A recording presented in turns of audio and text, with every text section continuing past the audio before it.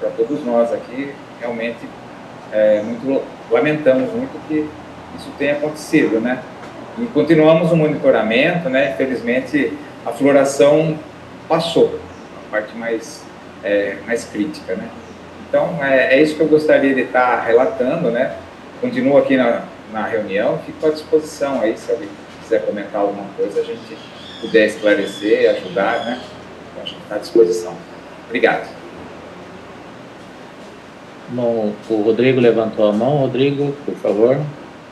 Eu fiquei com dúvida, teve uma falha de som, teve uma floração de cianofíceas no próprio rio, nesse ponto de captação, Ivan?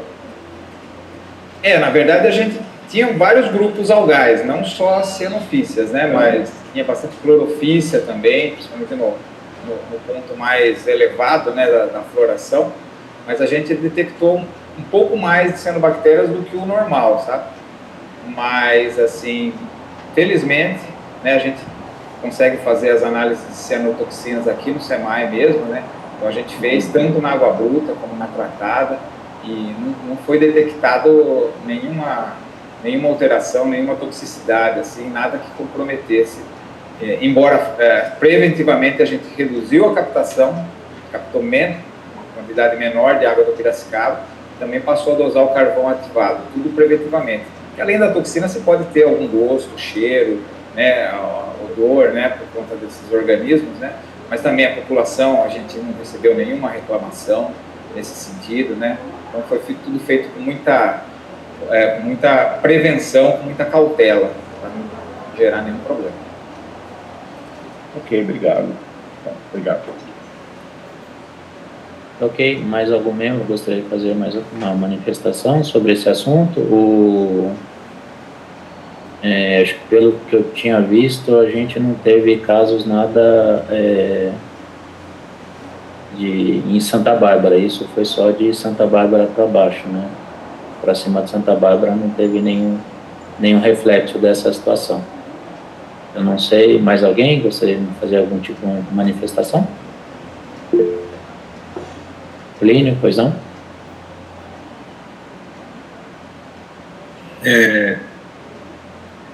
Vamos lá. No dia 30, aquele cara que teve o barco na Rua do Porto, ele me chamou às 8 horas da manhã e eu fui lá e andamos com o barco. Eu nunca tinha visto o rio tão verde, tão verde. Isso já estamos aqui há muito tempo, temos vários trabalhos de pesquisa no rio Piracicaba. Aí coletamos 2 garrafinhas de água, estão aqui com a gente, foi feito também pelo SENA. Hoje nós temos o diretor do SENA, que é da área de cianobactérias, e deve sair agora o resultado, mas aparentemente não deu nenhuma toxina também no verde, naquela água, do dia 30. Depois do dia 31, eu não estava aqui, e eu recebo a informação, eu vejo a informação do dia 1 para o dia 2 da mortandade de peixes, onde o rapaz lá do Rio também me chama, a gente vai lá, na parte da manhã, 10 horas da manhã, a mortandade tinha ocorrido da noite do dia 1 para o dia 2, se não me engano, né? Foi o dia da mortandade. A gente mediu, coletei águas e levei equipamentos e medi no campo. No dia 2 já estava começando a diminuir a quantidade de verde e a água começava a ter muita matéria orgânica em decomposição, tá? E isso eu quero entender que tenha sido aquelas cianobactérias que talvez por uma grande concentração morreram e aí começou a se decompor. Talvez isso tenha sido o motivo da morte dos peixes da noite do dia 1º para o dia 2º. Não satisfeito, no dia 3, 8 horas da manhã, eu pego o carro aqui e saio medindo a água do rio Piracicaba até a represa de Americana. Com exceção do ponto ali um pouquinho atrás da Suzano, Americana, todos os outros pontos, desde aqui até lá em cima já estavam verdes de novo, e muito verdes, tá? Uma grande presença de cianobactérias, ou posteriormente, como a própria CPFL falou, pode ter sido até algum resíduo da quebradiço das macrófitas, isso divulgado pela CPFL no jornal Tribuna. Então, no dia 3, o verde voltou e resolvi seguir. E aí, todos, com exceção desse ponto um pouco atrás da Suzano, é onde estava o rio um pouco mais barrento. Até porque tem uma tipo uma barragenzinha lá que movimenta muito a água. Mas, por exemplo, na formação do rio Piracicaba, o rio Atibaia estava completamente verde. Na represa de Salto, lá, na Praia dos Namorados, a quantidade de algas era absurda no dia 3. A conclusão que eu tiro, que nós tiramos aqui do SENA, é que não necessariamente tenha vindo essas cianobactérias, essas algas, só da proliferação no rio Piracicaba. Da minha parte, por exemplo, eu tenho absoluta certeza que essas cianobactérias e muito desses algas vieram lá de cima da represa de Americana. No dia 3, isso ficou muito comprovado para mim, essa influência bastante grande. Então, eu acho que, apesar de nós termos aqui embaixo um rio de remanso, uma grande influência de carga orgânica, principalmente das cidades de Americana e Santa Bárbara, que eu também fui lá fazer medidas nesses dois lugares nesse dia, que pode ter aumentado a proliferação aqui em Piracicaba, tem sim uma forte influência também daquilo que veio da represa de Americana, sem dúvida. Inclusive, eu tenho gravações, tenho várias gravações de todos os pontos que a gente foi medindo e visualização, né? Fiz vídeo com celular. Então, eu acho que são as duas conjunções. Eu fico um pouco na dúvida nessa questão de baixar a temperatura e sumir a luz, e aí a alga morrer só no período noturno. Eu acho que isso precisa ser um pouco mais estudado e comprovado. E durante o dia, as medidas que eu fiz está diferente dessa que a própria SEMAI falou. As medidas que eu fiz nos lugares que tinham alga, o oxigênio era absurdamente alto, era acima de 8. Então não era em torno de 5, 6, não. Eles eram absurdamente altos e bem elevados com as medidas de campo, assim, que eu medi. Também tenho várias gravações sobre isso. O que é fruto da própria presença da alga e cianobactéria na água. Então ela está oxigenando enquanto ela está viva. Então, eu acho que esse é um fato que a gente precisa estudar um pouco melhor. Não acho que é só por causa de proliferação de algas aqui nas áreas mais de remansos do rio Piracicaba, não. Seria mais Santa Bárbara, Americana e Piracicaba. Acho que veio, sim, bastante contribuição lá de cima de Salto Grande. Tá? Então, isso que eu gostaria de deixar colocado aqui. Essas informações já foram compartilhadas com o pessoal da CETESB aqui de Piracicaba, já foram compartilhadas também com a promotoria, tá? Com alguns aqui então eu gostaria só de trazer isso aqui, né? Não é muito comum eu falar, não, mas esse dia eu confesso que eu fiquei meio falando, não vou dar uma olhada aqui, e foi eu mesmo, eu com 2 estudantes, a gente foi lá e olhou tudo isso, tá bom? Então é só uma informação aí para vocês. Tá ok, Plínio, eu agradeço a contribuição aí, gostaria de, tem aí para falar também o Jorge e o Ivan pediram a palavra, já vou passar para eles, só deixar para os membros aqui que oficialmente a CTMH não recebeu nenhuma contribuição dos membros, ninguém nos encaminhou nada sobre esse acontecido, então a gente gostaria de aproveitar já o momento que vocês estão falando de solicitar aí o Plínio, o pessoal Ivan, por favor, que se possível compartilhe as informações aí conosco, e aí assim que que tiver eventos aí dessa magnitude também, que vocês possam nos encaminhar, por gentileza. Jorge, por favor, palavra. Fique à vontade. Bom dia a todos. Eu, desde 81, que eu acompanho esses episódios de exploração de algas, né? Tanto no Jaguari, no Atibaia, em barragens. Veja bem, o fenômeno, a causa básica é climatológica. Não vou discutir a questão da represa americana, pelo amor de Deus, nem conhecimento, não. Mas nós tivemos um período muito quente e seco, com muita luminosidade. O meu sistema de fotovoltaico bateu o recorde nesse último mês de energia, depois de 7 anos. Foi muita radiação. A turbidez está baixa. Os níveis não estão tão altos. Então, tudo contribui, tem a concentração de nutrientes também, para que tenha floração. Tá? Então, provavelmente o fenômeno deve ter se desenvolvido ao longo de toda a área do rio, até Piracicaba. Agora, só voltando à questão da alga, ela de dia, ela faz fotossíntese e aumenta o oxigênio, mas de noite ela não faz fotossíntese. E se ela está morrendo, ela morre rápido, viu? O fenômeno da alga é assim, questão de horas, ela prolifera e depois morre daquele cheiro de matéria orgânica, putefrato, horrível, né? Então, ela está morrendo, mesmo quando esteja morrendo, não tem a tendência que é o oxigênio à noite, tá? Mas ela degrada logo em seguida. Então, eu tenho a impressão que tudo que foi dito aqui é pura verdade, né? Cada um colocou a sua observação muito valiosa, o professor Plínio, inclusive, né?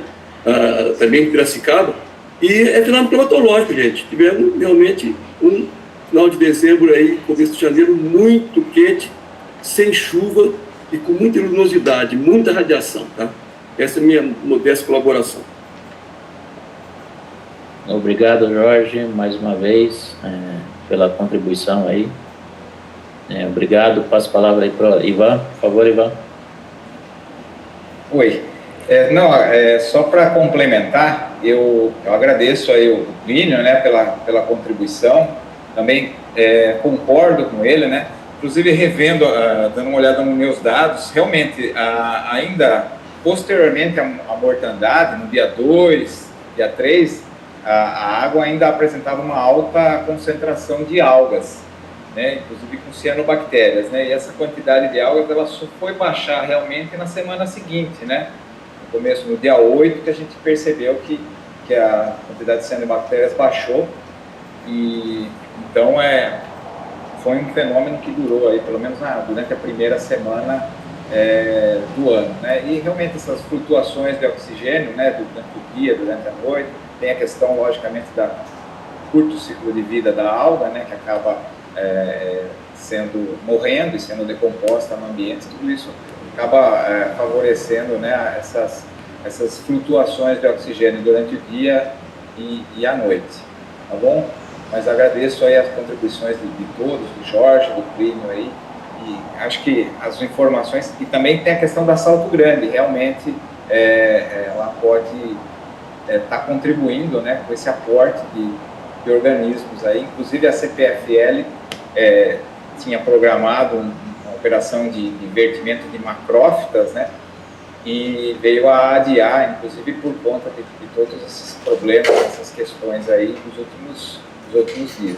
Então a gente permanece em alerta e monitorando o manancial, mas agradeço a contribuição de todos aí, em especial do Plínio, né, que fez algumas análises aí que vem meio que de encontro ao que a gente determinou aqui também.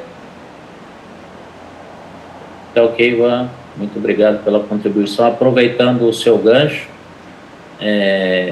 passar para os membros que, como você mencionou, né, a CPFL havia feito uma programação com vertimento controlado de macrófitas, aí que deveria ocorrer no dia 15 de janeiro, agora, segunda-feira última. Mas, tendo em vista esses últimos acontecimentos, a CETESB, que havia concordado e dado a aprovação para que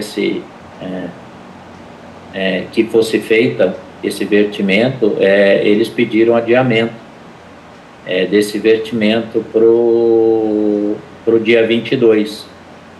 Então, a CPFL, até então, não fez nenhuma operação de vertimento controlado de macrófitas aí no Atibaia, que pudesse estar ocasionando alguma coisa. Então, vamos aguardar. Eu não sei se acho que o DEGRESSE gente está aqui da reunião, não sei se o Degresse tem alguma coisa para complementar, quer falar alguma coisa, Degresse, por gentileza?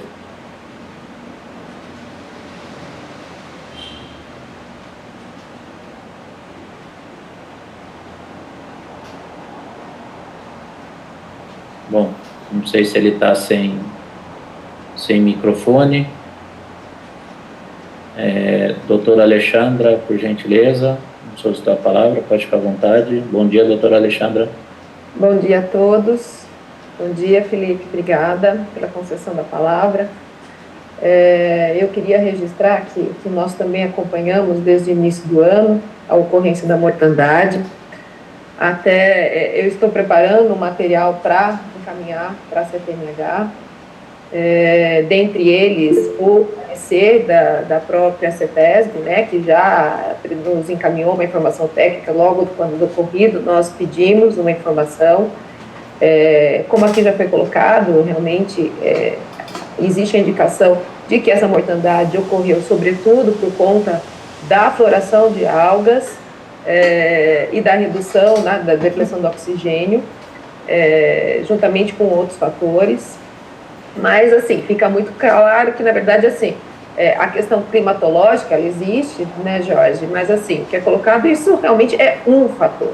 O grande aspecto que tem levado a essa mortandade, que é o que a gente já vem trabalhando e alertando há bastante tempo, é realmente uma quantidade de nutrientes excessiva, né? Dentre eles, especialmente a questão do fósforo. Isso tem sido recorrente. As cargas recebidas do Atibaia são muito expressivas, né?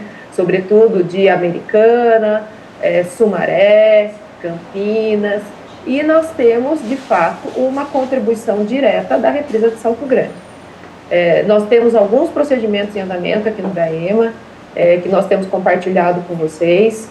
Um deles é a que trata justamente dessa questão da situação da qualidade da água na represa de Salto Grande e analisando a questão da necessidade de regularização do licenciamento ambiental e da manifestação da CETESB em relação a esse plano de manejo das macrófitas, mas a gente percebe que tanto as macrófitas quanto as algas, pelo que tem sido informado tanto pela CETESB pelos nossos técnicos, tem uma correlação direta com a questão da presença de nutrientes, né? E aí outros fatores que acabam contribuindo para essa proliferação. O Plínio tem feito um trabalho excelente, eu tenho conversado com ele, acompanhado essas análises, e isso só reforça que nós temos algumas tarefas, cada um no âmbito das suas atribuições, em relação a situações como essa, né? Na última reunião, eu me manifestei em relação à questão do plano de ação do Baixo Piracicaba, já indicando a minha preocupação em relação ao sistema de alerta, trabalhando apenas a partir da redução de 2, né, miligramas de OD, né, e aí, assim, só entrar mesmo em uma situação de crítica abaixo de 1, e me parece que, assim, esse sistema de alerta que foi proposto, que vem sendo trabalhado pelo GT Qualidade, diante desse fato, e até eu gostaria de fazer um pedido expresso, que seja revisto, né? Eu acho que realmente não houve tempo hábil para aumentar as vazões, e as vazões, até onde nós analisamos pelos dados, estava baixíssima no dia da ocorrência da mortandade. Talvez, se tivesse esse fluxograma sido mais ágil, mais eficiente, a gente pudesse minimizar um pouco mais.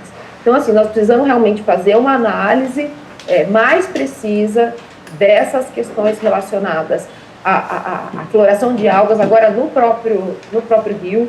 Isso nos causou uma preocupação muito grande, porque o que a gente tem percebido com esses fenômenos de calor mais intenso, de redução das vazões, hoje não dá mais para falar que o rio Piracicaba não tenha ambientes lênticos, que eles sejam solóticos ou encachoeirados, e que ele suporta qualquer lançamento. O Chicão comentou isso um pouco antes da reunião, em relação à sugestão de trabalhar com comunicações, com empresas, no sentido de que isso seja um alerta em relação a cuidados nesse período. E é bem o que a gente está vivenciando, né? Então, assim, o vertimento de macrófita, que foi suspenso, nós estávamos acompanhando também, recebemos uma comunicação que nos chegou agora logo depois do recesso, em relação ao início de vertimento, e me parece de uma forma muito clara que é absolutamente inviável um aporte de outros, ainda de outra carga, né, de plantas, né, flutuantes que vão contribuir com essa degradação, que correm o risco de agravar ainda mais essas florações e causar novas mortandades. Nosso trabalho, obviamente, vai continuar. Eu estou documentando isso tudo, reunindo todas as informações técnicas. Eu vou enviar para vocês, nós já temos, tanto da CETESB de Piracicaba quanto da de Americana, em relação às causas da ocorrência, até então analisadas. Eles coletaram também a água, também coletaram os peixes mortos, até assim, né, foi constatado, na verdade, sangramento em alguns peixes. Então, assim, mas foram descartados os lançamentos no primeiro momento.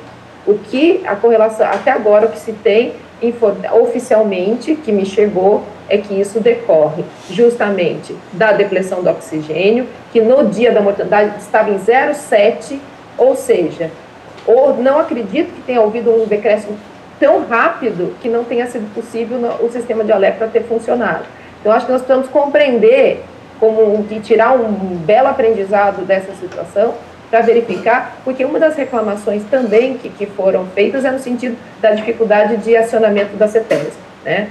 Isso também foi colocado por alguns membros na reunião passada, que necessidade de maior clareza, porque se esse alerta vai somente para o setor de emergências da CETESB, aqui também há necessidade de se ter um plantão, né, mais direto, porque pelo que o Ivan colocou, parece que eles acabaram, na verdade, acionando a própria CETESB aqui, dando conta da presença de cianobactérias.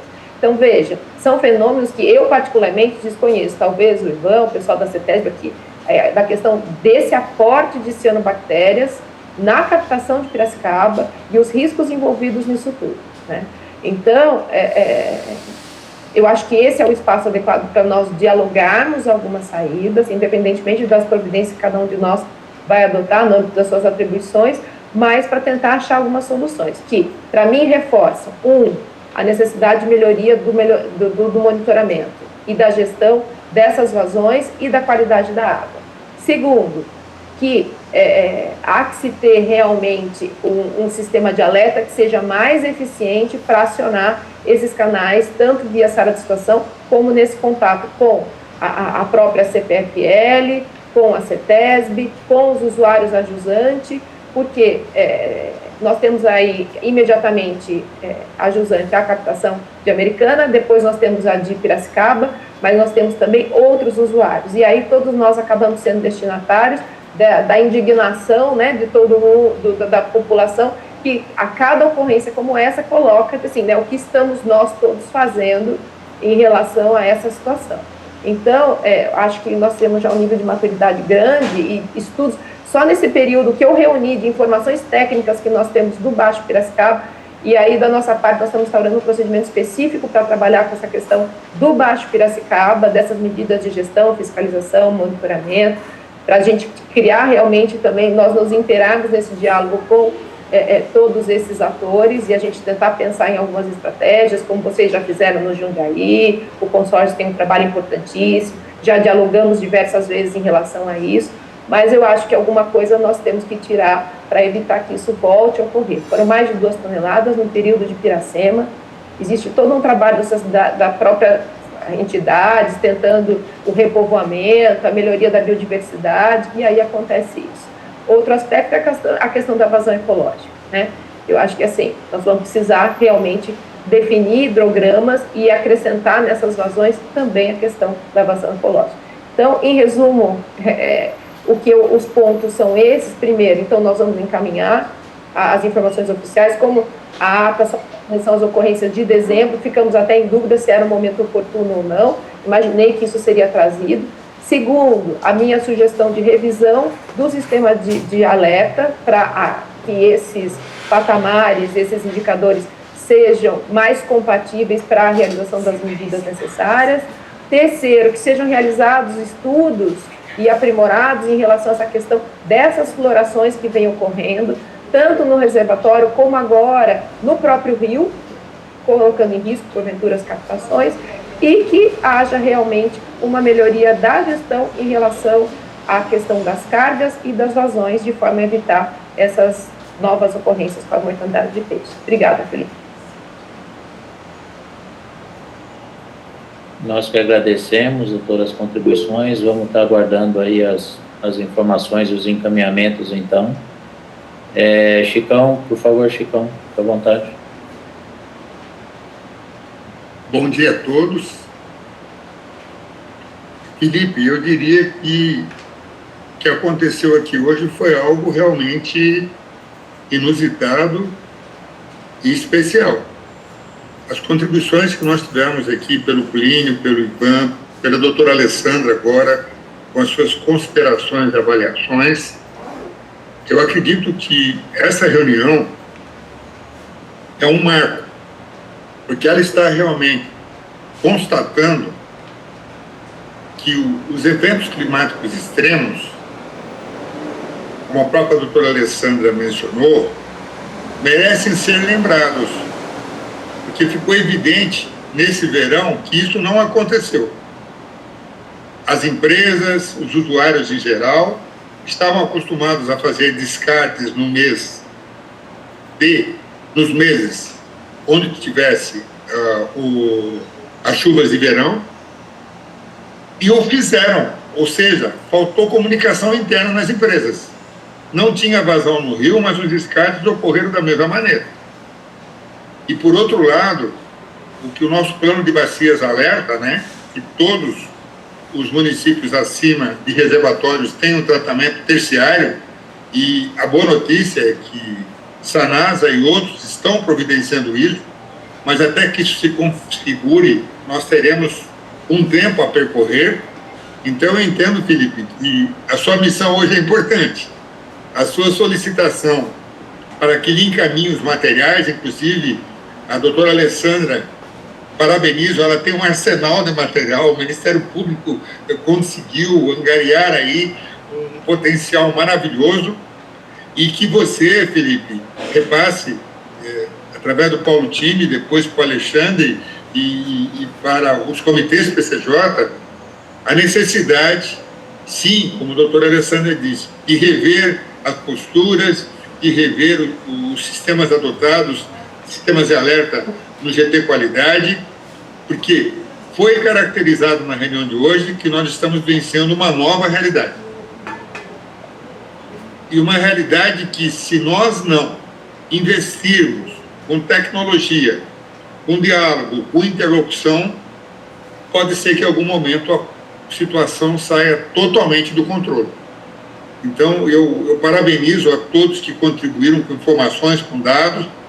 O consórcio inicia agora já, no mês de fevereiro, a implementação real, né, do Programa de Revitalização da Bacia do Jaguari, e temos a variante de saneamento, são 3 variantes, a verde, a de saneamento e de macro-drenagem, e nós vamos, sim, procurar, como sempre fazemos, contribuir com os comitês PCJ e com a família PCJ, que essas iniciativas, que eu tenho certeza que você vai deflagrar hoje, Felipe, a missão ficou para você, para o Paulo Tírio, e ficou na mão de pessoas certas, porque vocês são totalmente comprometidos e preparados, mas nós temos que vivenciar uma nova realidade. Agradeço a todos pela maturidade de todos os depoimentos, pelo comprometimento de todos os depoimentos, mas o Jorge Mercante também lembrou que o clima está afetando, mas a complexidade é muito grande. E nós temos que nos engajar para que o PCJ, mais uma vez, sobreviva a mais esse enorme desafio, que eu diria que é enorme, enorme. Em 97, os hidrossauros como eu têm que fazer um relato. Em 97, a CTMH ficou extremamente preocupada pela presença de algas na represa de Salto Grande. E havia ocorrido a morte de 120 pessoas em Caruaru, por questões de utilização de água da represa para hemodiálise. O consórcio, acionado pela CTMH, contratou a professora doutora Sandra Azevedo, na Universidade Federal do Rio de Janeiro, que tinha feito um acompanhamento técnico em Caruaru. Ela esteve aqui no PCJ, ela esteve na represa de Americana, coletou amostras, levou para os laboratórios do Rio de Janeiro e constatou a presença de mais de 1.000 espécies de algas. E, na ocasião, o relatório que ela nos fez é que essa competitividade de algas que nós temos nos reservatórios é que evitam que as toxicidades ocorram, porque uma alga inibe a outra. Mas eu diria o seguinte, com o próprio tratamento terciário, pode ser que isso provoque um desequilíbrio. Então, eu acho que é mais um ponto, lembrado lá em 97 pela doutora Sandra Azevedo, para que a gente pense nas toxicidades, porque as toxicidades matam e são graves. Então é isso, esse é meu depoimento. O consórcio, como sempre, está contribuindo com a família PCJ, nos acionem e a nossa equipe, ou até com consultoria, caso necessário, iremos contratar para poder contribuir com o processo. Isso nos preocupa enormemente. Muito grato a todos, um excelente 2024. Não, nós que agradecemos, Chicão, pelas sempre sábias e muito interessantes contribuições aí. Você pode ter certeza que a CTMH vai se debruçar sobre esse assunto aí para a gente ver o que pode ter acontecido. Vamos conversar com o CETESB, as contribuições do Ministério Público, doutora Alexandra, a gente está aí à disposição para que a gente contribuir. A senhora já mencionou que vai estar enviando, está preparando documentação para estar nos encaminhando. Nós vamos receber e nos debruçar sobre isso aí para a gente todos, como família PCJ, a gente achar uma melhor solução para isso e para que esses eventos não voltem a acontecer novamente. Do que for possível a gente fazer e tiver sobre nossa governança, vocês podem ter certeza que a gente vai fazer de tudo para poder dar a melhor resposta possível e tentar fazer de tudo para que esses eventos não se repitam. Como foi mencionado, infelizmente era uma época de Piracema também, a gente viu aí a quantidade de peixes que acabaram morrendo, eles falam em 2, quase 3 toneladas de peixes, aí que esses eventos, até lá o professor Plínio mencionou, o gordo lá lá de Piracicaba, ele acabou subindo o rio e foi até próximo a Santa Bárbara e até lá próximo de Santa Bárbara ainda identificava uma quantidade de peixes. Então a gente, como CTMH, a gente vai tomar todas as providências aí para ver o que é possível fazer sobre nossa governança. Temos inscritos ainda o Jorge, o Miquel e o Rodrigo. Jorge, por favor.